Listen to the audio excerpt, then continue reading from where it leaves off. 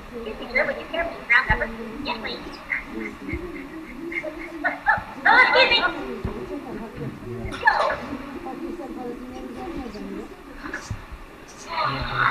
That was very considerate of you. Can I get some sausages, please? Yes, you may. Thank you. Our other guests are fun. Would you care for some ground pepper?